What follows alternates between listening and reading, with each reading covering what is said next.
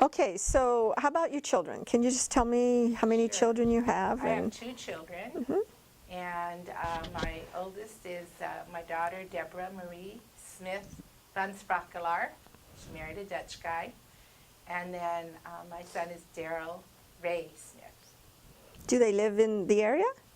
She lives in Fremont, and he lives in Boulder Creek. Okay, all right. And so you raised your kids in this area also. So I guess I'll just, to cap off, are there any memories that you want to talk about, any other things about growing up and living in Niles and that you didn't touch on yet? Let me think here. Well, thinking of with my children, I always loved the fact that they were so close to their grandparents and heard a lot of stories and have that family pride for the Andrade family and for the Ayala family as well, because there's other stories with them, but that's Fresno stories. The neat thing was being able to have my children be able to, they grew up on the Vallejo Street. So we lived in my grandparents' home after they died, and they were able to grow up on a farm, take them down the street, walk along Niles, and knowing the names of the owners, and them knowing me when I was a kid, and now I've got kids. I thought that was really cool. I love that.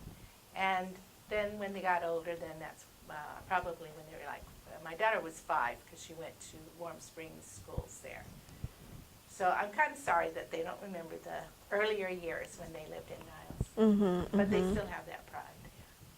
There are many people that have influenced the whole makeup of Niles and Fremont. And I'm really, really very pleased, very proud to talk about this, because I always wondered why it was that all of the other nationalities, Portuguese and especially, their stories are out there. But my father's story and all of the Mexican people and all the things they did has not been out there. So That's right. It's such a privilege to be able to finally share this. Yes. So you were very active in Corpus Christi Church too, I would think. Yes, I was brought up there, First Communion, confirmation. I got married there. I have, I did catechism, all those things there. I did remarry after 27 years of marriage with Larry. Then I remarried later and married to someone who did not. He grew up back east. His name? His name is Jim Deppner, James H. Deppner Jr. He has loved the stories that my father told him. He's the one to ask about the war stories because he listened very well to those. And he's heard my stories about Niles, and he's seen how going anywhere, I'll know someone, or someone will say, Anita, is that you? And what Jim often says is, I really miss that we didn't grow up in a town that like Niles. He's so glad to be here in Niles, and he's so glad to be making, the memories with me here in a different way, because he didn't get to do that growing up back east, moving from town to town. Right. So did you speak Spanish when you grew up? Oh, that's another story. Yes, I did up until I was 5 years old, I tell everyone.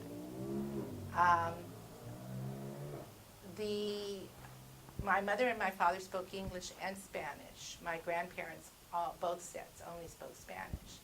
So as I was told back then, that was the expected because of our grandparents. However, they knew I was going to need to be speaking English in order to go to school. It wasn't like now. I mean, you needed to speak English. So that's one reason I didn't go to kindergarten. was because I still didn't speak good enough English to go. So my mom taught me at home on a little big chalkboard actually. Well, what happened was that I do remember this very well, going down. My mother, the ice cream man came, the bread man would come, the meat man, all the trucks would come all up Canyon Heights and all around and make their rounds, right? And we'd always get to go out and buy food. Oh, that was so cool. And my mother was always with us, so I didn't worry about that. She knew how to speak English. She'd tell. Well, one time a neighbor came, was crying terribly. My mom was consoling her. She just handed me the money and told me to go get the ice cream. The ice cream truck was there. All the neighborhood kids were coming around. So the ice cream man looked at me, and I couldn't think of what I wanted, so I pointed. And he said, "You have to say what that is." I pointed to the picture on the outside of the truck. And he said, "You have to say what it is." And I just couldn't do that. And then before you knew it, another child was saying, "She can't say it." And so they started making fun of me. And eventually I just didn't get any ice cream. I came back up the driveway, and my mom didn't see me with the ice cream. She said, "What happened?" And I told her I didn't want any. And eventually I told her the truth, and I was crying so hard because I felt very left out and different. And so she waited for my father. It was always wait till your father comes home kind of thing. This time it was good because she said she is going to learn English today. And so both myself and my brothers started then. And that was great. So they started speaking to you in English more at that time? Yes, yes. And then I continued, but my grandparents really, because we had another way of communicating, we didn't really stick with it.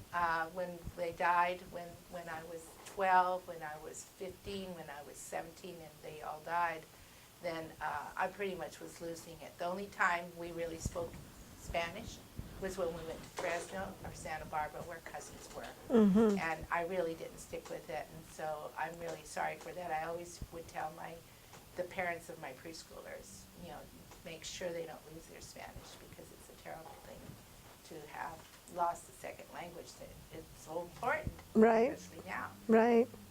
So what kind of work did you do after? You said you're preschoolers. I did several things. I actually was a housewife at the very beginning of my marriage, and as time went on, I was helping a lot in the kindergarten rooms with my daughter and my son. So I thought, my husband actually, Larry, thought, why don't you go ahead and see about getting another job? So we did. I did Tiny Tots, and then I worked for Ohlone College. I went back to school, and it was very hard. My daughter had to learn, and my son had to learn, don't go back to school after you have kids. It's too hard. But I managed it. And I was actually first a preschool teacher. I worked over at Ohlone College for 9 years. And then after that, I worked for Tiny Tots again. And then I was a director at daycare. And as time went on, I changed careers. And so after 15 years of being with children, I went into insurance. So for 16 years, I was disability claims adjuster, and then got tired of that and went back to working with children. So the last 10 years I enjoyed. I couldn't believe I was getting paid to play and do things with Play-Doh and kids, and I became a director, and I also became a trainer for teachers. So where? Kindango. Oh, yeah. Yeah. And I worked over at Guy Emanuele School. That's another one I forgot. Guy Emanuele School in Union City is where I worked these last 10 years, and then I retired.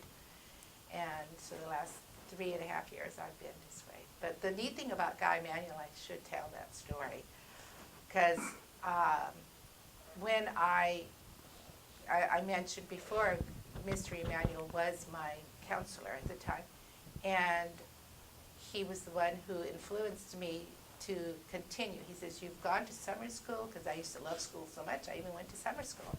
And I had enough credits. He said, you need to go to these 2 night schools, finish that, and in June you graduate with us. So it was super great, and I owed that to him because he said to me, education is the most important thing you will never, ever regret. And he said, you know, how life would change and this and that. It was a wonderful, wonderful speech. I kept it in my heart forever. And when I graduated and I was able to make a good living and enjoying, you know, just all the advantages of a good education, finishing up as a director and being able to still have workshops for teachers to excite them to inspire kids. So it all came down to the fact that when I came the last 10 years back to childhood education, I ended up at Guy Emanuele Elementary School, which was named after him. So it's like I did a round circle. Round trip. He got you into it, and there you were. And it was such a pleasure when he came and he visited, and he didn't remember me, of course, but I was like, you know, Mr. Emanuele, I need to tell you something. I'm the same person and I've told that story often to other people, and they all say how. Well, you never know where you touch people, and you know, and in your work too, you never know what you say to a child, and you're an example of what he said to you. So great. What a great story to end with. Thank you very much. Thank you. Okay.